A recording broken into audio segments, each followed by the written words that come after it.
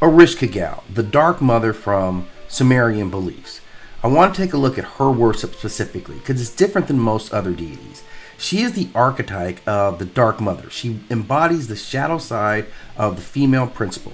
Whereas her sister Inanna represents love, fertility, and celestial light, Ereshkigal represents death, decay, and the finality of the grave. Worship of her forces the psyche to confront the terrifying maternal archetype, the womb that doubles as the tomb. And psychologically, followers acknowledging Ereshkigal accept that life and death are ultimately inseparable. To worship her was to bow before the inescapable reality of mortality. Now, she is also, her devotion is very different, as she is devotion by fear. Unlike storm gods or fertility deities who promise blessings, Ereshkigal offers no comfort. Her worship was appeasement based, rituals, offerings, and lamentations to prevent her wrath. This reveals a primal survival psychology. When faced with an uncontrollable force like plagues, death, or famine, humans project themselves onto a deity who demanded recognition. Worship became a way of managing the anxiety. By giving form and ritual to death, people transformed raw fear into structural reverence. Now, Ereshkigal's most famous story is, of course, when Inanna descends into her land, into the Underworld, where she strips her sister of all her power and all her trapping and leaves her hanging as a corpse on a hook.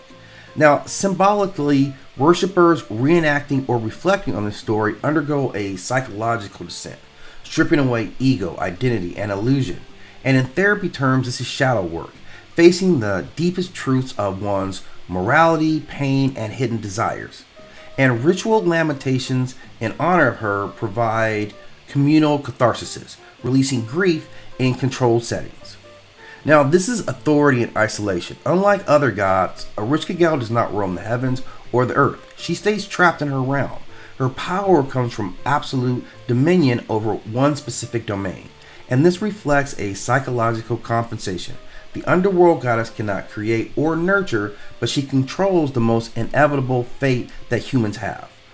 Worshippers project on her the fear of an authority figure who cannot be escaped, a symbol of both parent and tyrant.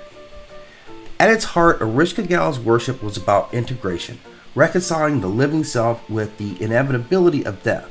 By personifying death as a goddess, the Sumerians saw for the horror of the relationship's dynamic. You can negotiate with death, even though it's ritual.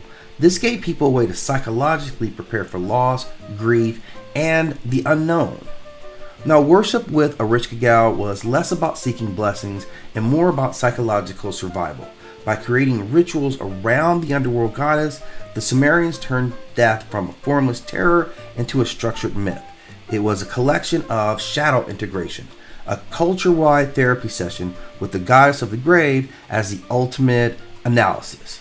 She has a place that's very special, obviously being among the death gods in mythology, holding power but a level of beauty and mystery that became her calling card.